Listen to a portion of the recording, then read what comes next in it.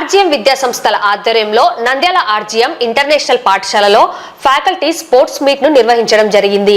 Faculty sports meet ను RGM విద్యా సంస్థల డైరెక్టర్ మిద్దె శివరాం ముఖ్య అతిథిగా పాల్గొని రిబ్బన్ కట్ చేసి ప్రారంభించారు. మిద్దె శివరాం మాట్లాడుతూ 2015వ సంవత్సరం ఆర్జీఎం ఇంటర్నేషనల్ పాఠశాలను ప్రారంభించడం గర్వకారణంగా ఉందన్నారు.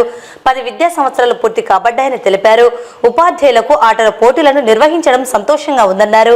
ఈ ఆటలలో కబడ్డీ, వాలీబాల్, షటిల్, బ్యాడ్మింటన్ పోటీలు ఉన్నాయని పేర్కొన్నారు. ఆటలు ఆడడం వల్ల ఎంతో మానసిక ఉల్లాసంగా ఉంటారని తెలిపారు.